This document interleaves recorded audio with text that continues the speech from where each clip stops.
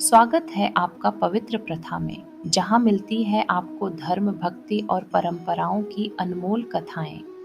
इंदिरा एकादशी एक ऐसा व्रत जो पितरों को मोक्ष और साधकों को अपार पुण्य प्रदान करता है। तो आइए सुनते हैं इंदिरा एकादशी व्रत कथा। श्री धर्मराज युधिष्ठिर ने कहा, हे भगवन, अब आप आश्विन माह के कृष्ण पक्ष की एकादशी का नाम तथा उसके व्रत की विधि और महात्म्य का विस्तार पूर्वक वर्णन कीजिए।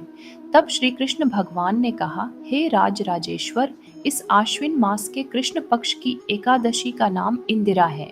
यह अधोगति को प्राप्त होने वाले पितरों को मुक्ति प्रदान करती है। सतयुग में पुत्र, पौत्र, धन, धान्य आदि से परिपूर्ण, शत्रुओं का नाश करने वाला इंद्रसेन नामक प्रतापी राजा माहिष्मती नाम की नगरी में राज्य करता था।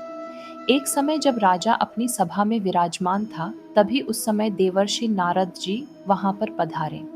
राजा ने मुनि को आया देख अपने आसन से उठ उनका आदर सत्कार कर प्रणाम करके अर्घ्य दे तथा पूजा कर उच्च आसन पर बैठाया। देवर्षि नारद जी ने कहा, हे राजन, आपके राज्य में सब कुशल पूर्वक हैं। मैं आपकी धर्म परायणता को देखकर अत्यंत प्रसन्न हूँ। तब राजा ने उत्तर दिया कि हे देवर्षि, आपकी दया से मेरे राज्य में सब कुशल पूर्वक हैं और आपकी कृपा के कारण मेरे यज्ञ आदि सभी कर्म सफल हुए हैं।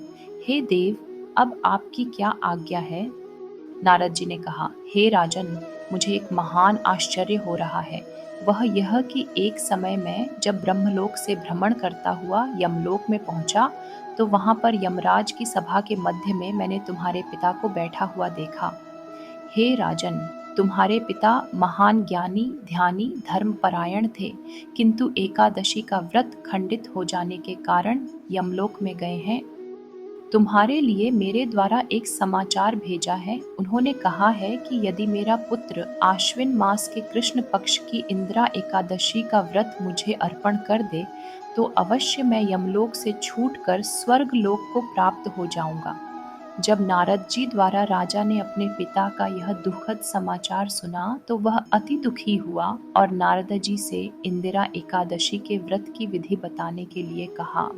तब नारद जी ने कहा, हे राजन, आश्विन माह के कृष्ण पक्ष की दशमी के दिन प्रातःकाल श्रद्धा सहित स्नान करने के पश्चात दोपहर को भी स्नान करें।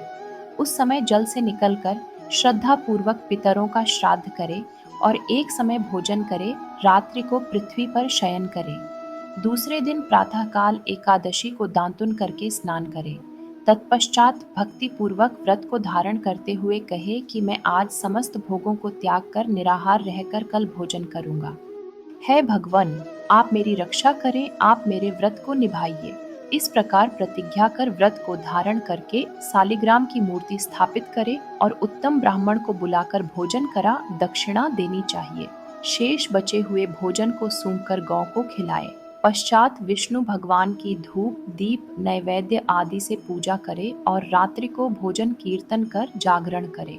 दूसरे दिन अर्थात द्वादशी के दिन ब्राह्मणों को भोजन कराकर स्वयं बंधु बांधवों सहित मौन होकर भोजन करना चाहिए। हे राजन, यह सब इंदिरा एकादशी के व्रत की विधि है। यदि तुम आलस्य रहित होकर इस इंदिरा एकादशी के व्रत को करोगे, तो तुम्हारा पिता अवश्य ही स्वर्ग में वास करेगा। इस प्रकार राजा को उपदेश देकर नारद जी वहीं पर अंतर्धान हो गए। तब राजा ने इंदिरा एकादशी के आने पर उसका विधि पूर्वक व्रत धारण किया। बंधु बांधवों सहित इस व्रत को करने से आकाश से पुष्प वर्षा हुई।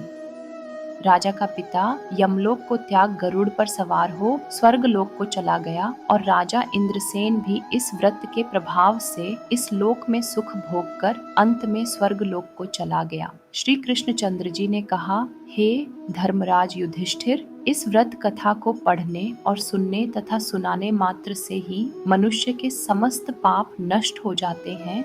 ऐसी ही अद्भुत कथाएं और भक्ति संदेश पाने के लिए जुड़े रहिए पवित्र प्रथा के साथ। अगर वीडियो अच्छा लगा हो तो सब्सक्राइब, लाइक और शेयर करना न भूलें।